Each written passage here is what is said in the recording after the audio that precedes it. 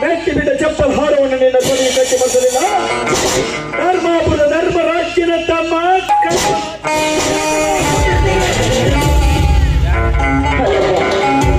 ನಾವು ಬಡವರು, ಅವರು ಶ್ರೀಮಂತರು. ಅವನ ಹತ್ತಿರ ನ್ಯಾಯ ಕೇಳಲು ಹೋದ್ರೆ ಇದ್ದ ಬಂದು ನನ್ನ ಏನಾದ್ರೂ ಮಾಡ್ತಾನಪ್ಪ, ಮಾಡ್ತಾನೆ. ಅವನ ಮನೆಗೆ ಹೋಗುದು ಬೇಡಪ್ಪ. ಹೌದಪ್ಪ, ಬಡವನ ಸಿಕ್ಕ ದೌಡೈಗೆ ಮೂಲನ್ನು ಹಾಗೆ ನಿನಗೇನಾದ್ರೂ ಅನಾಹುತ ಆದ್ರೆ ಖಂಡಿತವಾಗ್ಲೂ ಅದನ್ನು ತಡೆದು ನಮಗಿಲ್ಲಪ್ಪ. ಮುಚ್ಚಮ್ಮ ಬಾಯಿ, ಯಾರ ಬಗ್ಗೆ ಹೇಳ್ತಾ ಇದ್ದೀರಾ? ಊರಲ್ಲಿ ಒಂದು ಕೆಟ್ಟ ಹುಡುಗಿ ಅಂತ ಹೋದ್ರೆ ಏನಾಗುತ್ತೆ ಗೊತ್ತಾ? ನಿನ್ನೆ ನೋಡಿದ್ರೆ ನಮ್ಮ ಕಪ್ಪಿಗೆ ಬೆಂಕಿ ಇಟ್ಟ, ಇವತ್ತು ಬಂದು ಮನೆಗೆ ಇರ್ತಾನೆ.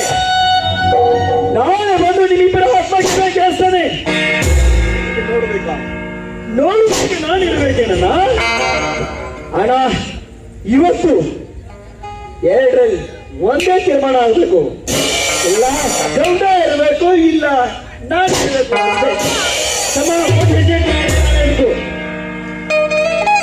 ನೋಡಪ್ಪ, ನೀನು ವಿದ್ಯಾವಂತನಿರ್ವಿ, ಅಂತ ದುಷ್ಟರ ಸಹವಾಸಕ್ಕೆ ಹೋಗೋದು ಬೇಡ. ನೀನೇನಾದ್ರೂ ಇದಕ್ಕೊಂದು ಮಾರ್ಗ ಹುಡುಕು.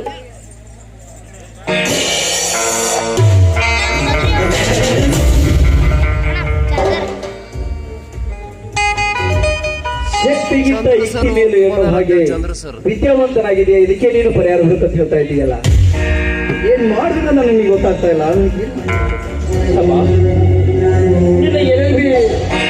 ಯಾವ್ದಾದ್ರು ಒಂದು ಪರಿಹಾರ ಸಿಗುವುದಿಲ್ಲ. ಎಸ್, ಅದನ್ನೇ ವಿಚಾರ ಮಾಡ್ತಾ ಇದ್ದೇನೆ. ಒಂದು ಕೆಲಸ ಮಾಡೋಣ.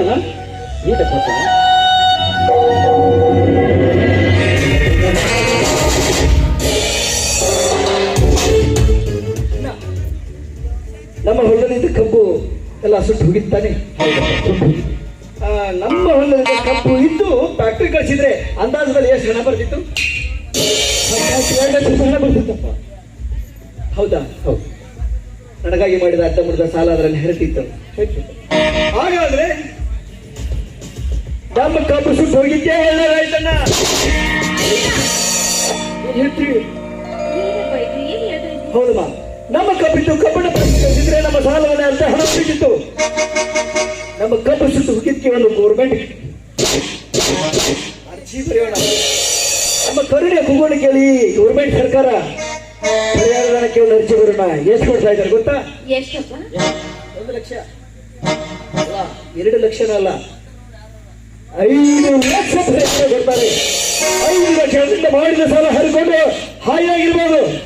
ಇಲ್ಲ ಅದೇ ಹಣದಿಂದ ಈ ವರ್ಷ ಪಂಚಾಯತ್ ಎಲೆಕ್ಷನ್ ನಿಂತು ಆ ಗೌಡರು ಚೇರ್ಮನ್ ಸಿಟ್ಟು ಅಲ್ಲಪ್ಪ. ಬರೀ ನಮಗೆ ಪರಿಹಾರ ಕೊಟ್ಟು ನಮ್ಮ ಸಾಲ ಹರಿದರೆ ಸಾಕಪ್ಪ. ನಾವೇಕೆ ಪಂಚಾಯತ್ ಎಲೆಕ್ಷನ್ ನಿಂತು ಗೌಡರನ್ನ ಇದರಲ್ಲಿ ಹಾಕೋದು ಹೇಳಪ್ಪ. ಹೌದಪ್ಪ, ಆ ಗೌಡರ ಎದುರು ಹಾಕಿಕೊಳ್ಳೋದು ಬೇಡ. ಆದಷ್ಟು ಬೇಗ ನಮ್ಮ ಪಾಡಿಗೆ ನಾವು ಹಣ ಈಗಲೂ ಹಾಯಾಗಿರೋಣಂತೀರಾ? ಹೌದಪ್ಪ ಅಣ್ಣಯ್ಯ, 5 ಲಕ್ಷ ಹಣ ಬರಬೇಕಾದ್ರೆ ನೀವೇನ್ ಮಾಡ್ಬೇಕು ಅಂತ? ಏನ್ ಮಾಡ್ಬೇಕಪ್ಪ? ಏನಿಲ್ಲಣ್ಣ, ಇದರಲ್ಲಿ ನೀನು ಪಟ ಪಟ ಪಟ ಸೈ ಮಾಡಿಬಿಟ್ರೆ ಚಟ್ಟ ಚಟ್ಟ ಚಟ್ಟ ಚಟ್ಟ ಆಯ್ತಪ್ಪ. ನಾವು ಸೈ ಮಾಡ್ತೀವಿ. 5 ಲಕ್ಷ ಅನ್ನ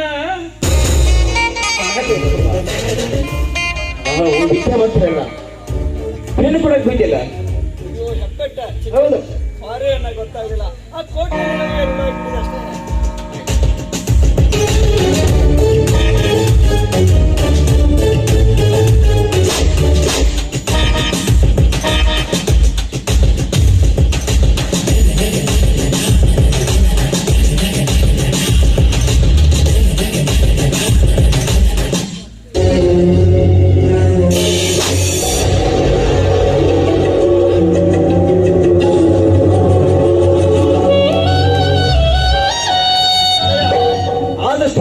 ತರುವ ಕರ್ತವ್ಯ ನಂದ. ನೀನೇನು ಚಿಂತಿಸಬೇಡ ಆಯ್ತಪ್ಪ. ನನ್ನ ತಮ್ಮನೇ ವಕೀಲಿರುವಾಗ ನಾನೇ ಅನ್ಸಬೇಕಪ್ಪ, ನಾನೇ ಅನ್ಸಬೇಕು. ಬೈ ಇಲ್ಲಿ ಚಿಕ್ಕದಾದ ಒಂದು ಸೂಚನೆ ಪಠ್ಯ ತಿಳ್ಕೊತಿದ್ದಾರೆ. ಆ ಪಠ್ಯಲ್ಲಿ ಏನ್ ಬರ್ತಿದ್ದಾರೆ ಗೊತ್ತಾ? ಏನು ಬರ್ತಿದ್ದಾರೆ ಓದಿ ಹೇಳಪ್ಪ. ತಮ್ಮ ನನಗೇನು ಗೊತ್ತಾಗಬೇಕು? ಓದಿ ಹೇಳಿದ್ರೆ ತಾನೇ ಗೊತ್ತಾಗೋದು. ಅಂದ್ರೆ ಈ ಮನೆಯ ಯಜಮಾಂತಿ ಅಂದ್ರೆ ಈ ಅದಕ್ಕೆ ಮತಾನೆ. ಹೌದು, ಮನೆಯ ಯಜಮಾಂತಿ 2 ಸಹಿ ಮಾಡಿದ್ರೆ ಅವಳ ಒಬ್ಬ ಜೀವನಕ್ಕಾಗಿ 50,000 ಕೊಡ್ತಾರಂತೆನಾ? 2 ಸಹಿಯಿಂದ 50,000, 3 ಸಹಿಯಿಂದ 5 ಲಕ್ಷ, 5,50,000 ಹಣ ನಮ್ಮ ಮನೆಗೆ ತಾವಾಗಿ ಬರ್ತಾ ಇದ್ದಾಗ ಬಿಡುದೇಕನ ಆ ತೇಮ್ಮ 2 ಸಹಿ ಮಾತಾಡಿ ಕೇಳಿ ನೋಡೋಣ.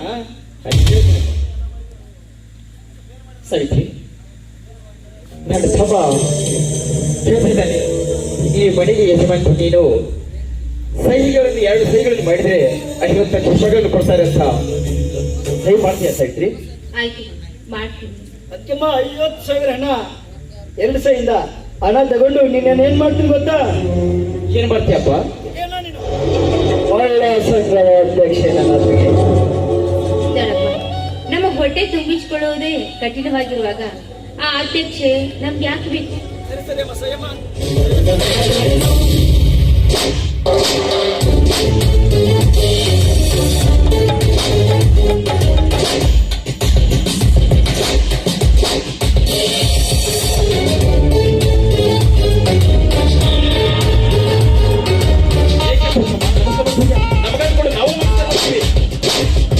ಅಣ್ಣ ಏನೋ ಮಾತಾಡಿದ್ರೆ ನನಗೆ ಅರ್ಥ ಆಗ್ಲಿಲ್ಲ. ಅಲ್ಲಪ್ಪ, ಅದಕ್ಕೆ ಯಾಕೆ ನಮಸ್ಕಾರ ಮಾಡ್ತಾ ಇದೀಯಾ ಅಂತ ಕೇಳ್ತಾ ಇದ್ದೆ. ಅದಕ್ಕೆ ಯಾಕೋ ನಮಸ್ಕಾರ ಮಾಡ್ತಾ ಇದ್ದೀಯಾ ತಮ್ಮ ಅಂತ ಕೇಳ್ತಾ ಇದ್ದೀನ? ಇದರಲ್ಲಿ ನನ್ನೆಲ್ಲರ ಹಣೆ ಬರರ ಹೊತ್ತು ಅದು ಯಾರಿಗೆ ಕೊಟ್ಟಲ್ಲ? ಇದರಲ್ಲಿ 5,50,000 ಹಣದ ಬಾಂಡ್ ಪೇಪರ್ ಇದರಲ್ಲಿ ಇರುವಾಗ ನಮಸ್ಕಾರ ಮಾಡೋದು ಅಷ್ಟೇ ಅಲ್ಲ, ಕೂಡ ಮಾಡಲೇಬೇಕು. ಹಾಗಾದ್ರೆ ನಾವು ಖುಷಿ ಮಾಡ್ತೀವಿ ಕೊಡಪ್ಪ. ನೀನ್ ಯಾರು? ನಾನು ನಿಮ್ಮಣ್ಣ. ಅಣ್ಣನೇ ಹೌದು. 5,50,000 ಹಣದ ಯಜಮಾನ ನೀನು ಆಗಿರ್ಬೇಕು. ಹೇಗೆ? ಆ ಹಣನ ಎದಕ್ಕೆ ಖರ್ಚು ಮಾಡೋಣ ಅಂತ ಅದಕ್ಕಿದ್ದು ಸ್ವಲ್ಪ ಚರ್ಚೆ ಮಾಡೋಣ. ಸರಿತ್ರಿ, ನನ್ನ ತಮ್ಮ ಹೇಳ್ತಾ ಇದ್ದೇನೆ, ಅಣ್ಣ ನಿನಗೆ 5 ಲಕ್ಷ ರೂಪಾಯಿ ಬರ್ತಾ ಇದೆ, ಈ ಮನೆ ಯಜಮಾನಿಕೆ ಆದ ನನ್ನ ಅತ್ತಿಗೆ 50,000 ರೂಪಾಯಿ ಬರ್ತಾ ಇದೆ ಅಂತ ಅವುಗಳನ್ನು ತೆಗೆದುಕೊಂಡು ಸಾಲ ತೀರಿಸಿ ಋಣಮುಕ್ತನಾಗುವೆ. ಹೌದು ರೀ, ನಾವು ಅವನಿಗೆ ಓದಿಸಿ ವಿದ್ಯಾವಂತರನ್ನಾಗಿ ಮಾಡಿದೆಯಲ್ಲ, ನಾವು ಕಷ್ಟಪಟ್ಟು ಓದಿಸಿದಕ್ಕೆ ಈ ನಮ್ಮ ಜೀವನ ಸಾರ್ಥಕವಾಯ್ತು ರೀ. ಇದು ನನ್ನ ಮೈದುನ. ಹೌದು ಸವಿತ್ರಿ, ಇಂದಿಗೆ ನಮ್ಮ ಜೀವನ ಸ್ವಾರ್ಥಕವಾಯಿತು. ಹಗಲು ರಾತ್ರಿ ಅನ್ನದೆ ಕಷ್ಟಪಟ್ಟು ದುಡಿಸಿ ಬೆಳೆಸಿ ನನ್ನ ತಮ್ಮನ್ನು ನೋಯಿಸಿದ್ದಕ್ಕೂ ಸ್ವಾರ್ಥಕವಾಯಿತು. ಅಯ್ಯೋ, ಇದೇನಪ್ಪ ಇದು?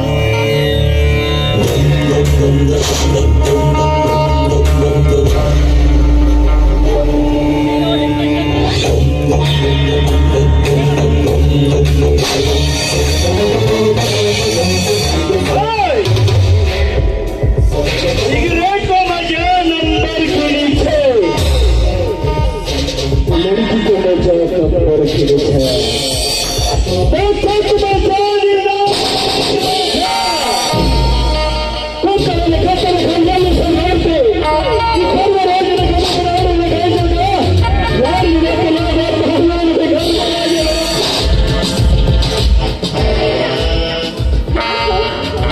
ಯಾಕೋ ನೀವು ಈ ತಿರುಪತಿ ಇಂತೆ ಕೆಟ್ಟ ಚಟಕ್ಕೆ ನೀವು ಯಾಕೆ ಬಲಿಯ?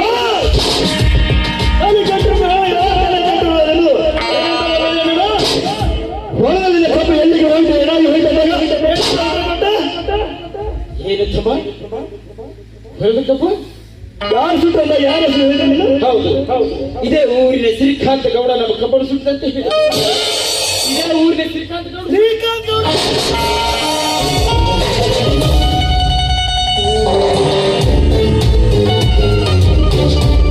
ಹೆಣ್ಣಿನ ಹೋರಾಟ ಗೌರವಿಸಿದ ಊರಿನ ಕಪ್ಪನ ಗೌರಿನ ಕೊಟ್ಟಿತು. ನೀನು ನಿಜ ಹಲ್ಲಾಡಿನ ಗಂಡನ ಪ್ರಾಣ ಉಳಿಸ್ಕೋ. ಸತ್ಯವಾಗಿ ನಿಮಗೆ ಯಾರು ಬಳಿ ಹೇಳ್ತಿದ್ದೀನಪ್ಪ? ನಮ್ಮ ಕಪ್ಪನ್ನು ಸುಟ್ಟನು ಶ್ರೀಕಾಂತಪ್ಪ.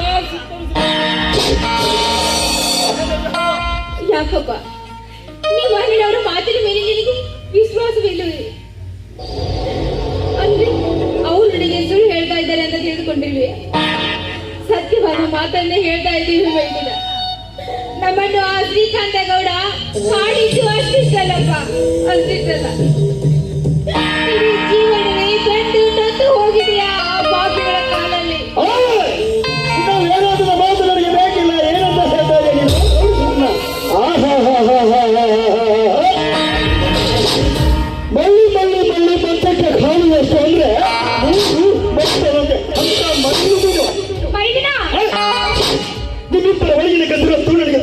ಚೆನ್ನಾಗಿ ಗೊತ್ತು. ಇನ್ನೇನು ಮಾಡಿದೆಯಾ ಗೊತ್ತಾ? ಏನು ಮಾಡ್ತೀರಪ್ಪ ತಮ್ಮ? ಕಪ್ಪನ್ನು ರಾತ್ರಿ ಫ್ಯಾಕ್ಟರಿ ಕಳಿಸಿ ಬಂದ ಹಣವನ್ನೆಲ್ಲ ಬ್ಯಾಂಕಿನಲ್ಲಿಟ್ಟು ನಿನ್ನ ಹೆಂಡತಿ ಹೆಸರಿಗಿಟ್ಟದು ಮಾಡಿದ ಸಾಲವನ್ನೆಲ್ಲ ನನ್ನ ತಲೆಯ ಮೇಲೆ ಹೇರಬೇಕು.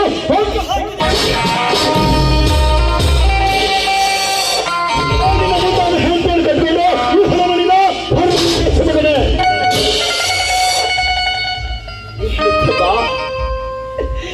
ನಿನ್ನನ್ನು ಚೋಪಾರು ಮಾಡಿ ಬೇಯಿಸಿ ಉಣ್ಣಿಸಿ ತಿನ್ನಿಸಿದ ಅಣ್ಣನ ಮೇಲೆ ನಿನಗೆ ಅನುಮಾನವೇ?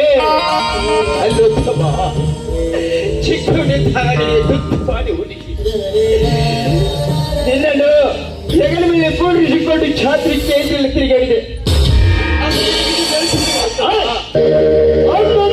ಹಾಲು ಉಳಿಸಿದ ಸೋದರ ಆಗಿರಬಹುದು. ಆದ ಸೋದರ ಇವತ್ತು ನನಗೆ ವಿಷಯ ಎಣಿಸ್ತಾ ಇದ್ದಾನೆ. ಉಳ್ಬೇಕು ಉಳ್ಕೊಂಡು ಹೊರಗೆ ಹೋಗ್ಬೇಕು ಅಷ್ಟೇ. ಏನಪ್ಪ ಅಂದು ಈ ಅಣ್ಣ ಉಣ್ಣಿಸಿದ ಹಾಲು ನೀಡಿ ನೀಡು ಈ ನಿನ್ನ ಅಣ್ಣನಿಗೆ ವಿಷಯ ಉಳಿಸ್ತಾ ಇದೆಯಪ್ಪ, ವಿಷಯ ಉಳಿಸ್ತಾ ಇದೆಯಾ?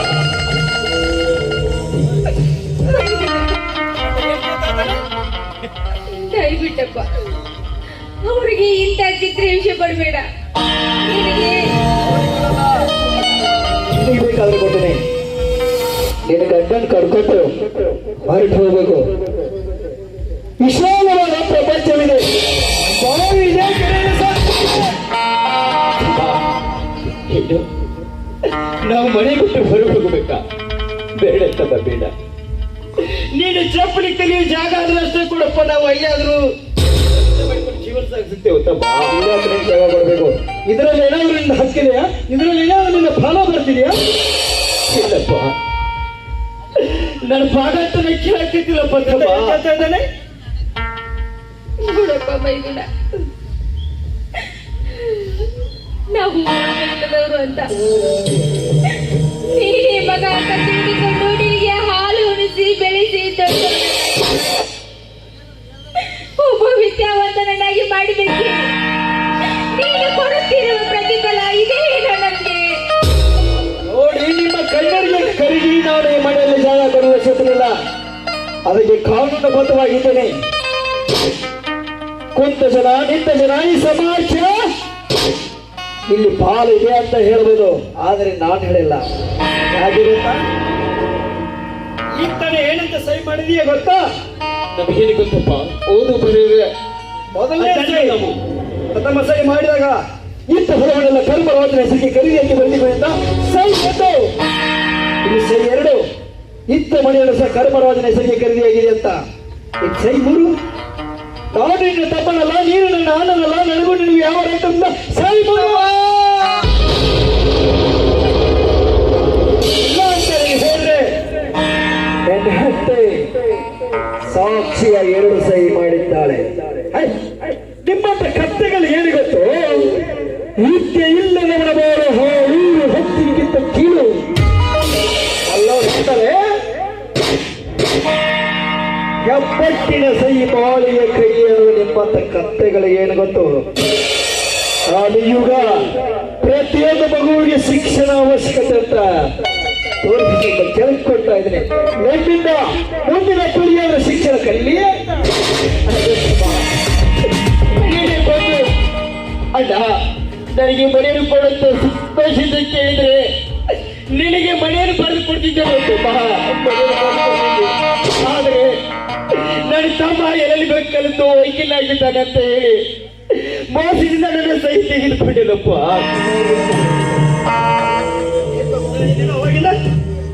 ನಿನಗೆ ಬೇಕಾದ್ರು ನೀನು ಈ ಮನೆಯಲ್ಲಿ ಏನು ಜಾಗ ಅಲ್ವಾ? ಹಾಕು. ಮಗನೇ, ಒಂದು ಕುರ್ಚಿ ತಂದು ಹಾಕೋಗ್ಲೆ. ಆಯ್ತಪ್ಪ, ಕುರ್ಚಿ ತಂದು ಹಾಕಿ.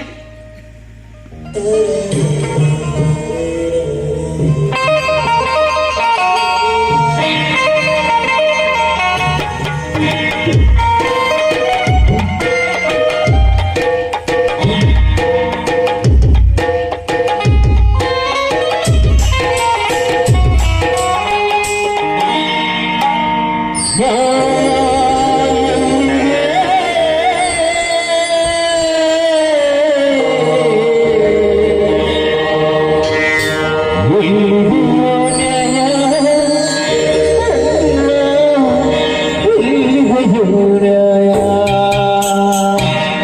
ಎಲ್ಲಿದೆಯೋ ನ್ಯಾಯ ಎಲ್ಲಿದೆಯೋ ನ್ಯಾಯ ಬಡವರ ನ್ಯಾಯ ಬಡವರ ನ್ಯಾಯ ನ್ಯಾಯ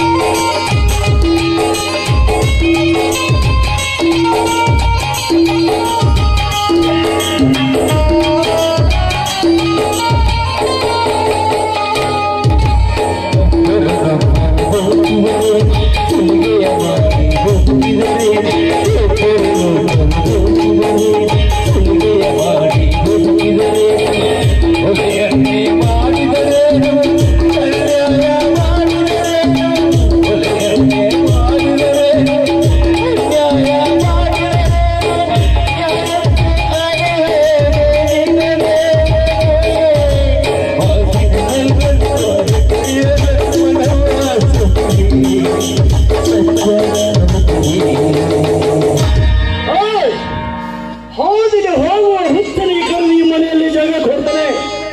ನಿನ್ನಂತ ಕತ್ತಗೆ ಈ ಮನೆಯಲ್ಲಿ ಜಾಗಲ್ಲ. ಹೋಗ್ತಾ ಇರ್ಬೇಕಷ್ಟೇ. ಆಯ್ತಪ್ಪ, ನಾವು ಈ ಮನೆ ಬಿಟ್ಟು ಹೋಗ್ತಿದ್ದೀವಿ. ಹೋಗಲಿಕ್ಕೆ ಹೋದು ಮಾತಿನ ರಿವ್ಯೂಸ್ಕೊಡ್ತೀನಪ್ಪ.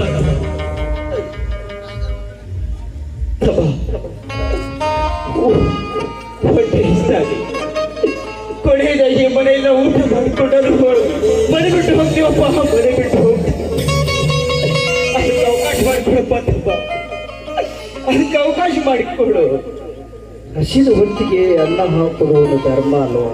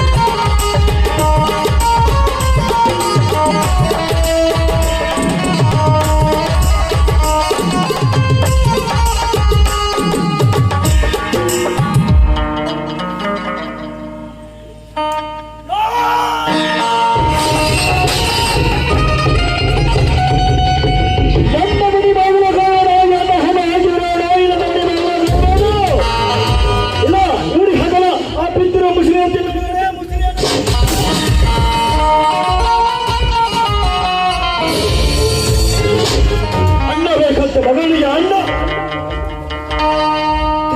ಮುಸುತ್ತಿದ್ದು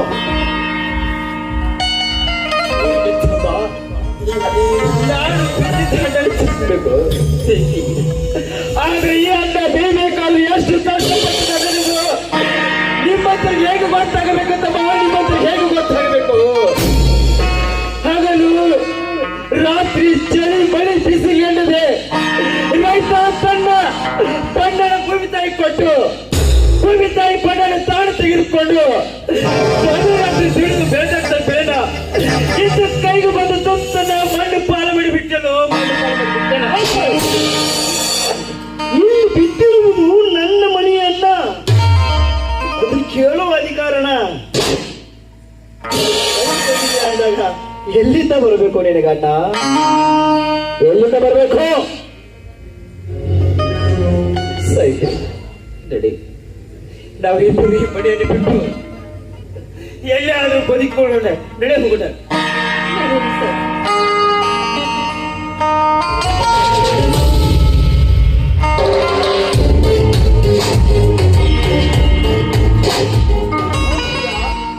ಹೋಗುವುದಕ್ಕೆ ಧರ್ಮರಾಜ ಬಿಡುವುದೊಂದು ಪದ್ಯ. ನೀನು ಮಾಡುವ ಮೋಸಕ್ಕೆ ಪ್ರತಿ ಮೋಸ ಪ್ರತಿ ಸೇಡು ಅಂತ ನಾನು ತೀರಿಸಿಕೊಳ್ಳಬೇಕಾದ್ರೆ ಆಡಿನ ಧರ್ಮದ ಕೈಗಟ್ಟಿದಾಯಿ ಸಮಾಜದ ಮುಂದೆ ಭಿಕ್ಷೆ ಬೇಡಬೇಕು, ಅದನ್ನು ಕಣ್ಣುಗಳಿಂದ ನೋಡಬೇಕು ಅಷ್ಟೇ.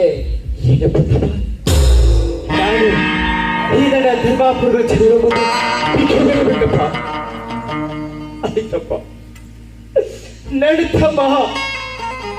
ಹನ್ನೆರಡು ಕಡೆ ಭಿಕ್ಷೆ ಬೇಡದು ನೋಡ್ಕೊಳ್ಬೇಕಂತ ಆಸೆ ಪಟ್ಟಾಗ ಆದ್ರೆ ನಾನು ನೆರವೇರಿಸ್ತಂತಪ್ಪ. ನಾನು ನೆರವೇರಿಸ್ಬೇಕು.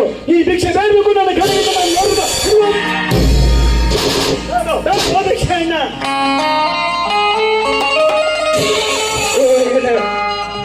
ಧರ್ಮಾಪುರದ ರೈತ ಬಾಂಧವರಿಗೆ ಇಲ್ಲಿವರೆಗೆ ಈ ಧರ್ಮರಾಜ ಕೈ ಎತ್ತಿಕೊಂಡಿದ್ದಾನೆ. ಆದರೆ ಇಂದು ಈ ಧರ್ಮರಾಜನಿಗೆ ಕಷ್ಟ ಬಂದಿದೆ. ನೀವೆಲ್ಲರೂ ಸೇರಿ 20 ದಾನ ಧರ್ಮ ಮಾಡಿ ನನ್ನ ಹೊಟ್ಟೆ ತಿನಿಸು ಮಾಡಬೇಕು. ಕೈ ಬೇಡಿಕೊಳ್ತೀನಿ.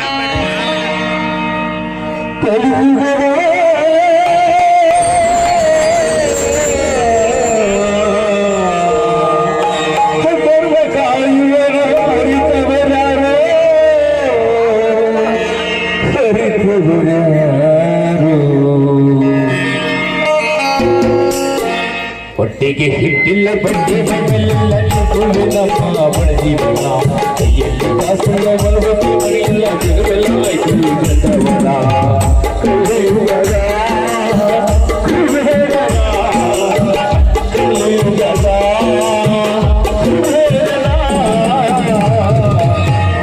ಹಿಟ್ಟಿಲ್ಲ, ಬಡ್ಡಿ ಬೆಲ್ಲ ಇದು ನಮ್ಮ ಬಡದಿವಲ್ಲ, ಕೈಯಲ್ಲಿ ಕಾಸಿಲ್ಲ,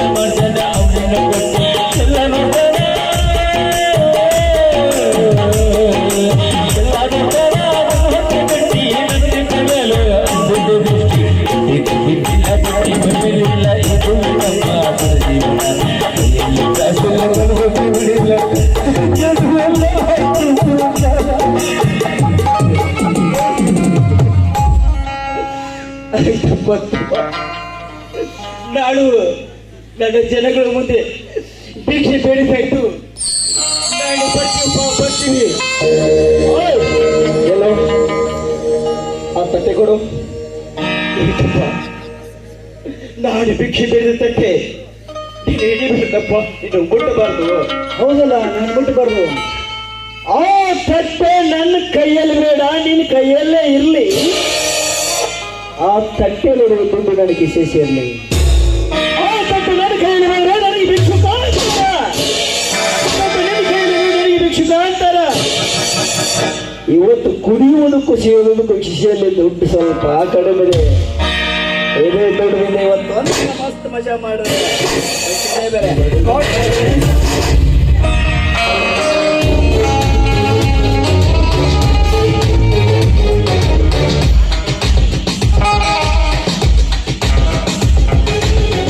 ಒಬ್ಬರೊಬ್ರು ಕೇಳಿದ್ರೆ ನನ್ನ ಮಾತನ್ನ ಕೊಡಬೇಡ ಅಂತ ನಿಮಗೆ ಕೈ ಮುಗಿದು ಕೇಳಿಲ್ಲ.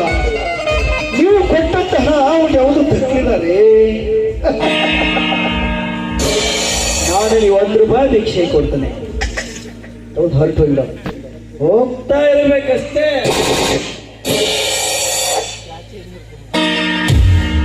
ಹೀಗೆಂತ ಈ ಜನಗಳ ಮುಂದೆ ಭಿಕ್ಷೆ ಬೇಡುತ್ತಾನೆ ಹೇಳಿ ನಾನು ಭಿಕ್ಷೆ ಬೇಕು.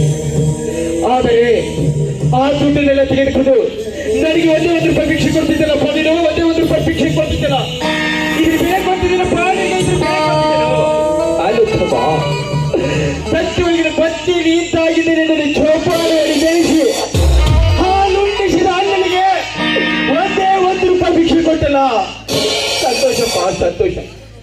ಇಂದು ಮಾರ್ಕೆಟ್ಗೆ ಹೋದಾಗ ₹99 ಸಂಜೆಯಾಗಿರೋ ₹1 ಬೀಳಕ್ಕೆ ಯಾರು ಕೊಡೋದಪ್ಪ, ಯಾರು ಕೊಡೋದಿಲ್ಲ.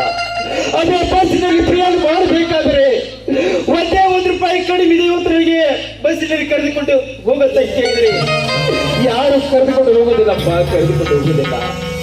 ಅಮ್ಮ, ಇದ್ರ ಬೆಲೆ ಇಂದಿಲ್ಲ, ನಾಳೆ ನಿನಗೆ ಗೊತ್ತಾಗ್ತಿದ್ದಪ್ಪ, ನಿನಗೆ ಗೊತ್ತಾಗ್ತದೆ.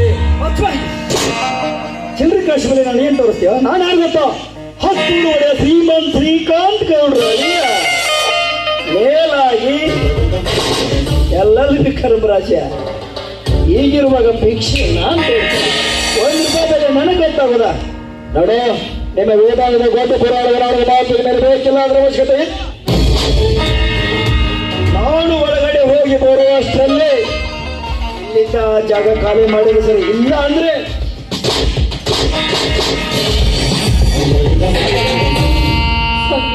ನನ್ನ ತಮ್ಮನಿಗೆ ಎಷ್ಟು ತಿಳಿಸಿ ಹೇಳಿದ್ರು ಬುದ್ಧಿ ಬರುತ್ತಿಲ್ಲ. ಏಕೆಂದ್ರೆ ಇವನು ಶ್ರೀಕಾಂತನ ಗೌಡನ ಗಂಡ ಹತ್ತಿದ್ದಾನೆ. ಆ ನೀಚ ಶ್ರೀಕಾಂತ ಗೌಡ ಇಲ್ಲದ ಸಲ್ಲದ ಬೀಜಗಳನ್ನ ತಮ್ಮಡಿಸಲಿ ಬಿಟ್ಟಿದ್ದಾನೆ. ಅದಕ್ಕಾಗಿ ನನ್ನ ತಮ್ಮ ಈ ರೀತಿ ನಮಗೆ ಮಾಡ್ತಿದ್ದಾನೆ. ಆಯ್ತು ಸೈತ್ರಿ, ಈ ಅಣ್ಣನ ಮುಗಿಯಿತು. ಓ ಮಹಾಲಕ್ಷ್ಮಿ, ಇಲ್ಲಿವರೆಗೆ ಈ ಧರ್ಮರಾಜನ ಮನೆಯನ್ನು ಹೊಗಳಿಸಿಕೊಂಡಿದ್ದೆ ತಾಯಿ, ಧರ್ಮರಾಜನ ಮನೆಯನ್ನು ಹೊಗಳಿಸಿಕೊಂಡಿದ್ದೆ. ನಿನ್ನ ಹಿರಿಮಗ ನಿನ್ನ ಈ ಹಿರಿಮಗ ನಿನ್ನಿಂದ ದೂರ ಬಹುದೂರ ಹೋಗ್ತಿದ್ದಾನೆ, ಬಹುದೂರ ಹೋಗ್ತಿದ್ದಾನೆ. ಅವನಿಗೆ ಚೆನ್ನಾಗಿ ಆಶೀರ್ವಾದ ಮಾಡಿ, ಅವನಿಗೆ ಚೆನ್ನಾಗಿ ಆಶೀರ್ವಾದ ಮಾಡಿ ಹೊರೆ ಕಳ್ಸಪ್ಪ ತಾಯಿ, ಹೊರೆ ಕಳ್ಸು. ಇದೇ ನಿನ್ನ ಹಿರಿಯ ಮಗನ, ಇದೇ ನಿನ್ನ ಹಿರಿಯ ಮಗನ ಕೊನೆಯ ನಮಸ್ಕಾರಗಳಮ್ಮ.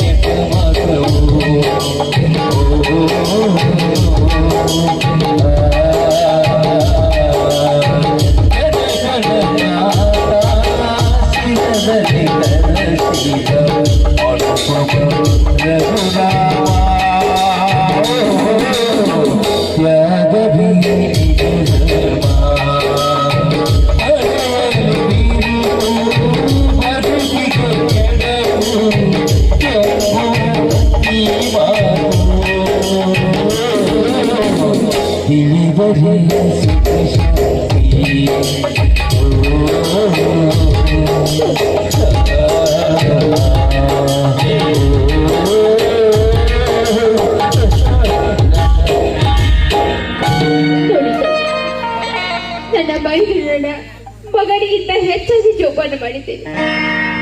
ಅವನಿಗೆ ಹಾಲುಣಿಸಿ ಜೋಪಾನ ಮಾಡಿದ ಈ ತಾಯಿಯನ್ನ ಅವನು ತೀರಿಸ್ಬಿಟ್ಟ. ಈಗ ಆ ಹಾಲೆಯಿಂದ ನನಗೆ ವಿಷವಾಗಿ ಬಿಟ್ರಿ, ವಿಷವಾಗಿ. ಹೌದು ಸವಿತ್ರಿ, ಹೌದು. ನನ್ನ ತಮ್ಮನಿಗೆ ನಾನು ಹಾಲುಣಿಸಿದೆ, ಆದರೆ ನನ್ನ ತಮ್ಮ ಇದ್ದು ನನಗೆ ವಿಷವನ್ನು ಉಣಿಸಿ ಬಿಟ್ಟ. ಸಾವಿತ್ರಿ, ವಿಷವನ್ನು ಉಣಿಸಿ ಬಿಟ್ಟ. ಜಗತ್ತು ದೊಡ್ಡ ವಿಶಾಲವಾಗಿದೆ. ಎಲ್ಲಾದ್ರೂ ಕೂಲಿ ನಾಲಿ ಮಾಡಿ ಆದ್ರೂ ಬದುಕಿಕೊಳ್ಳೋಣ. ಬನ್ನಿ ಸ್ವಾಮಿ.